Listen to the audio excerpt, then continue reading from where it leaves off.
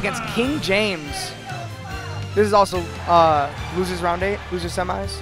Yeah, losers round 8. Quarters. Quarters, yeah. He knows it. I don't know bracket, dude. Do I commentate this game? No. Nebula King James. This is a matchup that I know a lot of Pac-Man players are comfortable in. Like more so than a lot of other top tiers. That being said, I admittedly don't know a ton about Pac-Man. Yeah. But right now, Nebula is just playing incredibly tricky. But yeah, from what we can see from Nebula's set against Runes, he just knows all the ins and outs of what he needs to do with those setups with Pac-Man. It's just ridiculous. And I can definitely assure you that in West Michigan, we have no Pac-Mans at all. Hey, in East Michigan, we only have one. Yeah. So. Hey, man, we got sub. All right? All right, you got it. You got it. He's in the chat. He heard that, man. Oh, you're right. But maybe that inexperience is going to really mess with King James whenever it comes to item play. And if Nebula gets that banana, that's going to be even worse for King James. But King James is definitely the type of Diddy Kong that doesn't really need to rely on banana to get the things that he needs whenever it comes to getting the kill, you know? Yeah, of course. And also item play comes into favor of King James whenever he grabs something like the bell or even the melons. But it looks like he's not really making that a priority. Yeah, King James, that was great pressure from King James because he kind of recognized Nebula cornered himself with his own trampoline because the trampoline affects both characters. Yes. So between the hydrant and the trampoline, Nebula kind of felt stuck, and that was kind of surprising. Yeah, that was definitely surprising. I'm not going to say it was any kind of DI or anything. I'm just going to say that it happened. that's all I know for sure. It happened, and it was kind of strange. No fake commentary. Oh my goodness, that was incredible using the hydrant to push the belt right in front of King James's face. Yeah, unfortunately for Nebula, no capitalization, and he's gonna allow King James to live and tack on even more percent, extend this lead even farther. Just the hardest thing, because you see Pac-Mans that are so talented and they know what they're doing and they set up so many amazing things, but they have to work so hard for the kill. They have to get like an enormous read with a smash attack or something else because I don't know, man. He has to get some kind of hydrant read. Oh my goodness, King! Oh, King James just went right off. That was kind of greedy from King James. I liked the idea, but even if he got the hit, was it really worth it? No, it wasn't. Yeah. I don't think he quite thought that one through. Right.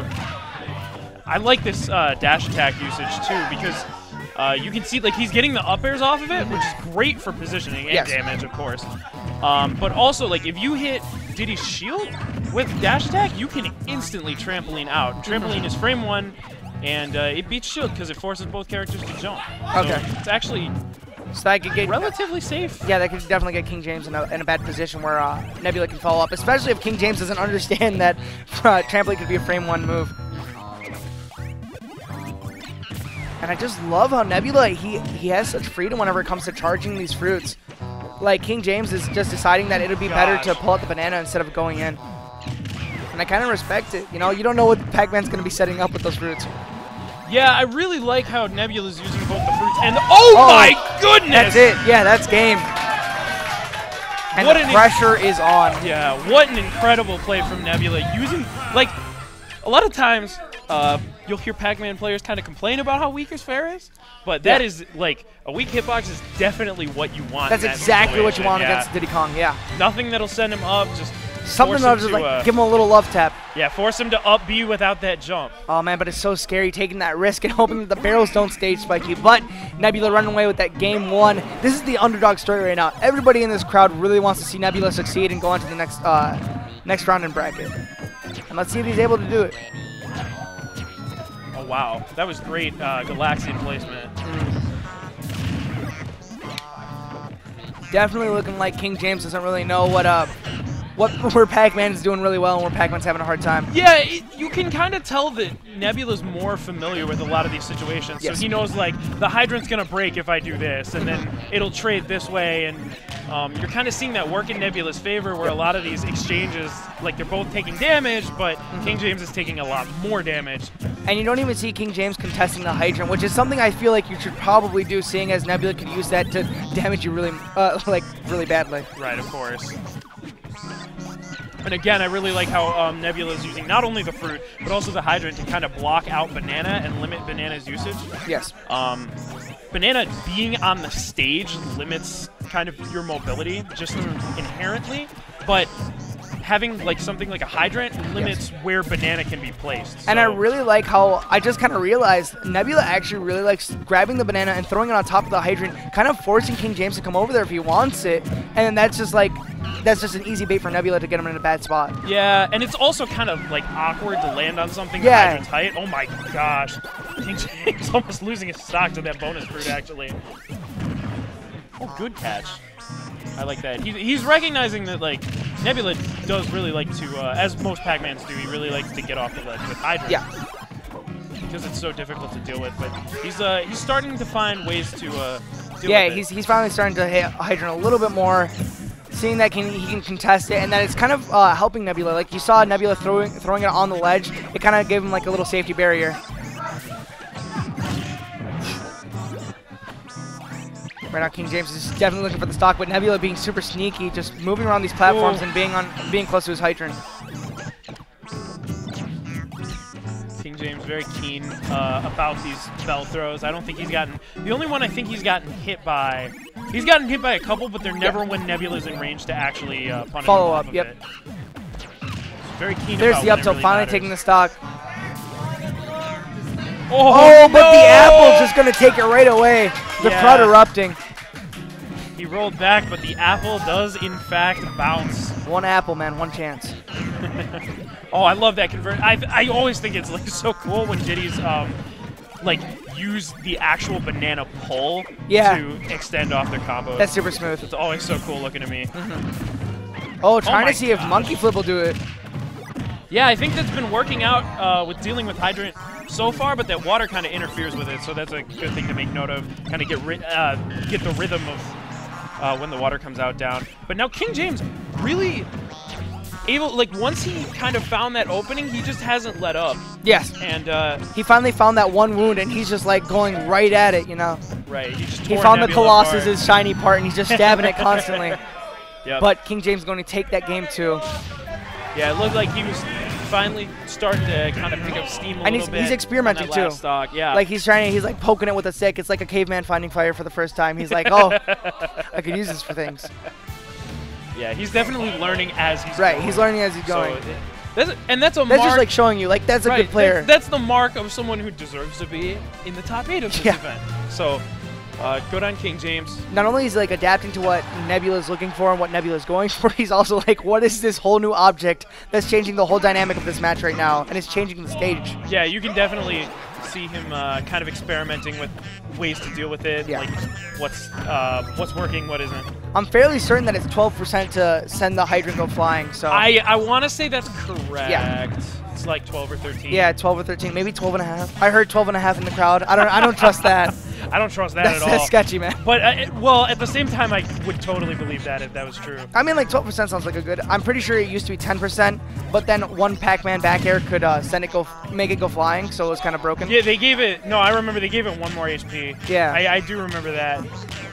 Oh, we see this kind of ledge trap coming from King James, but Pac-Man with this ridiculous amount of tools, he's just going to get back to stage for free. That's definitely something King James should definitely try working on, is seeing how he can put Nebula in a bad situation, even though Pac-Man has a definitely decent recovery. Oh, wow. That movement from Nebula was fantastic. And, wow, he even used the water, like, coming up from the hydrant to position himself for that apple throw. You can tell he's really familiar with this character, as you have to be when you play Pac-Man. Right. And I kind of think it's interesting that whenever Nebula was playing against Runes, he wouldn't really go for the Galaga fruit. You know, he would just go for like a regular melon or try to go for some kind of setup like that. But he really likes using this spaceship to give King James problems whenever he's trying to approach from the air. Thanks for chat confirming that it is 12 or 13%. 13%. Okay. We were close. Ooh, and there's that forward smash. Not only just like hitting with the hydrant, but it also extended the hitbox. So like King James was, yeah. So he was either gonna get hit by the super long forward smash or the by hydrant. Like, there was just bad news bears all around. Yeah, neutral get up was not the option there. Like, I'm scared even Roll might have gotten hit if Pac-Man has some kind of inside hitbox. I like how Nebula's tricky with that that trail. Yeah, that was a fantastic way to stall off stage. Yeah, it's I'd be doing a lot of good work for Nebula whenever it comes to recovering. Once again, that trampoline just kind of saving him. As you said, it kind of reminds me of Duck Hunt's can whenever it's like a frame one move. You know, it's kind of just like, hey, I'm in a bad situation. I'm going to use this. I'm going to get right out. Right. The trampoline kind of serves the purpose of what a grab would do for Pac-Man if he had one. Right. Kind of just launches you up in the air. It gives you a good setup. It's not really used the same way as a grab is, but it does beat shield. Right. That's what really matters. Asset. I don't know what that was. I think that might have been a missed input. I think so too. Yeah. Ooh, and the key right across the stage. Oh, and that bell is just looking so daunting for King James. Has to be so careful. I don't think Nebula's really trying to necessarily hit King James. He's just trying to throw it and like scare him, like trying to force an option out of him. Right. He's forcing King James to back off and give up stage control, which is so important in a matchup as neutral-based as this one is. And once again, you saw that F smash hitting the hydrant, extending it. He actually got hit by the F smash whenever it touched the hydrant, extending the hitbox once again. Right, of course. But man, Nebula, this underdog story, dude. Like, I remember sitting next to Seth Stational when he was playing Runes, and Seth is like, this is so free for Falcon. And Nebula's like, let me show you something really quick. Turning it around completely, and now he's giving King James the sweats as he's 2-1 over him. Yeah, we are on the verge of a Bowser Pac-Man loser semis. This is going to be one ridiculous kind of loser semis. But King James, he's slowly been learning, and, you know, he's keeping it neck and neck a lot closer than it was game 1. So.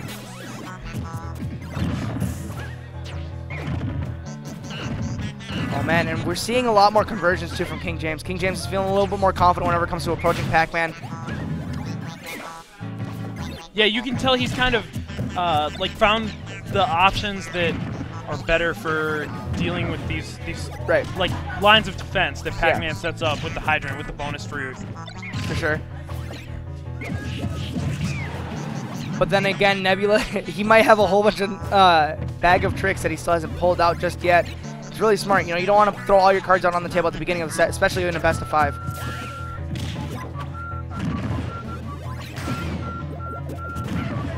Yeah. Just like looking like he's untouched. That was a great trampoline right there, calling out neutral getup once again. It's so quick out of dash attack. Oh, there it is, but he's not even gonna go for the punish. I think he picked up banana instead. Yeah. Man, and look at that. That was just great coverage right there. Throwing the belt and then throwing the banana. I like how he's even, like, it's not launching him very far, but he's getting these like, usually cherry or strawberry conversions on the air dodges after he gets them way up in the air. So Nebula's just maximizing his damage as much as possible. Slowly chipping away, but hey, it's better than nothing, right? Yeah. You got to take whatever you're given as Pac-Man. Yeah, as Pac-Man, you got to take what you get, dude. Ooh. And now we're seeing him using up smash. Also, yeah, he has like a whole nother way of like setting the hydrant in so many different ways and so many different angles and speeds. King James really has to be wary of that. I like that. King James kind of using the trampoline for his own positioning, able to get Pac-Man off stage, but not for long as Nebula now in total control as King James reverses it. And I like how Nebula actually throws the fruit whenever he sees King James coming back from a monkey flip, so like hoping that he might just land on the floor and get hit by it. Oh no, and there's like, oh my goodness, what an answer. There's like a little bit of shield damage whenever King James holds his shield against a hydrant, and Nebula was definitely putting the pressure on. Yeah, you can tell King James is kind of figuring out this positioning though. He's like running underneath Pac-Man to bait out the hydrant, and then like running to the side that he thinks Nebula will fall land behind. on. And kind of sticking himself between Pac-Man and the hydrant, which is a much easier situation. Wow! Oh, just going up the top, and we got a taunt coming from Nebula right there. Nebula is feeling himself. After that, I would be very confident in myself. And you see Nebula's found a little bit of an answer whenever it comes to that. He's actually throwing the hydrant towards the ledge, so he has the ledge to his back, and King James looking like he's scared to go over there. And I don't blame him. You know, Pac-Man having that kind of fair will be perfect for Gimp and King James, as we saw in like game 2 or game 3. Ooh, the water from the hydrant might have messed up that Galaxian a little bit. There goes the melon. Goodbye. He just said, I'm going to go over this way. Nebula hung off stage for so long. Like, he could just hang out there. He could time him out off stage, dude. Just to get ledge trump back aired. Oh, this dash attack into the jabs. I feel like dash attack has relatively like very low cooldown. It's deceptive at least. Like Ganon up smash deceptive. Yeah. You don't expect a move like that to have no ending lag, or little to no ending lag. Ooh. James extending a little bit. You can tell he really, really wants to take this stock. He wants to take the stock as soon as possible. He can't risk any more percent. Finally getting that forward air. Yeah. But we've seen Nebula like really quick rack up some like good 20 to 30% off of just like one opening. So maybe we're gonna see that again, putting King James and even further down the rabbit hole. That was fantastic because King James had to jump at him. Oh my goodness, King James, he said no. He said stop. No! The carry almost hit the barrels. Yeah, I think it like dinked it. That was ridiculous. Oh, King James has turned up the jets a little bit. Oh man, he's going every kind of hard option for this. He really wants to just like find that opening because we saw that in game 2, right? Where King James just like he found that one opening and he never let it go. Right. But there he's getting thrown off by Pac-Man's trip animation a little bit because no, there's the key. Nebula's going to take it 3-1 over King James. King James is knocked out of the tournament. Nebula is moving on to losers semis. Yep. Wow. Nebula guaranteed. Who would have thought? Who would have thought? 4th at least with Pac-Man. It's ridiculous.